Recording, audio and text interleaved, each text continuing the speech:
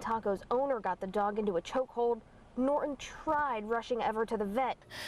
I was just trying to pet him and hold him as close as possible. But it was too late. I could feel the tips of his ears getting cold. And his toes. Saying something about, quote, shooting up the school tomorrow.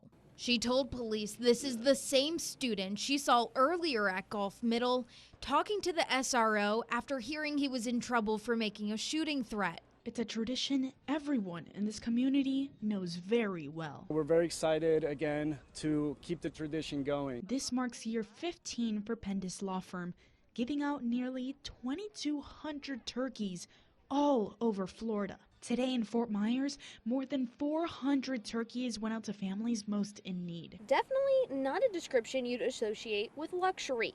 This property is being treated as a dumping ground. We reached out to the Sunseeker Resort, Charlotte County officials, and code enforcement to see who is handling the dumping problem. We learned this lot is eventually expected to be a restaurant. The county actually contacted Whiskey Joe's, who owns the land. We're told they're going to have a crew come out here and clean up. One man even compared the council's actions to the U.S.'s withdrawal of Afghanistan. You are just like the Washington folks who are making decisions contrary to the experts. But the chamber erupted when another man refused to take his seat and was kicked out of the meeting.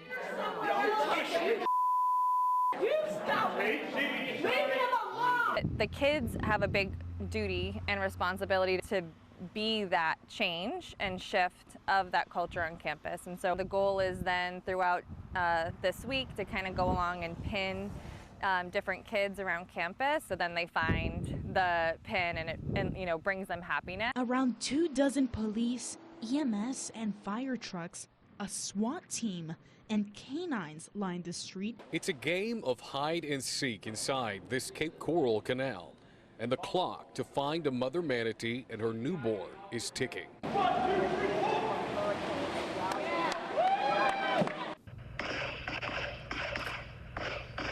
You okay? Logan, you okay? Yeah, I can't tell you guys where I am or what I'm doing, but there is stuff going on. Winds and drier weather have fire officials worried. It's just the way the wind was blowing and it was ripping. We are live here on Fort Myers Beach at the Diamond Head Resort, continuing our special coverage of the 1-year anniversary of when Hurricane Ian made landfall on our community.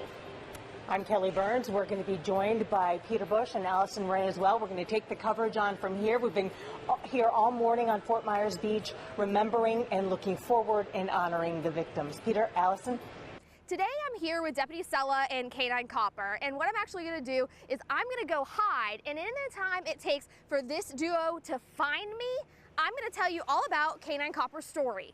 Come the norm since reopening after Ian, the restaurant is only operating at 50%. You got all these restaurants that are open on the island that, there's not enough people out here to support them. Mark Mascarelli is the deputy chief of the USEPA Fire Rescue. He explained this boat is crucial for Memorial Day weekend. The last boat we had got destroyed by the hurricane, like many boats in Lee County.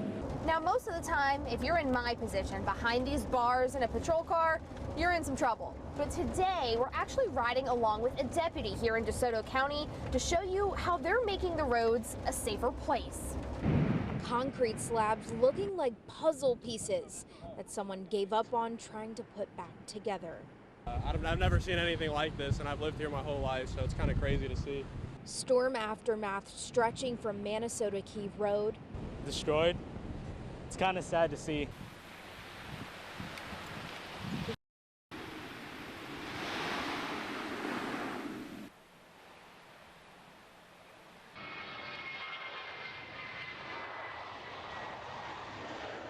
Police say Aaron Mensch used rocks just like this to break through at least 7 Cape Coral businesses. The mess may have been gone in a day, but victims say the impact could be felt much longer.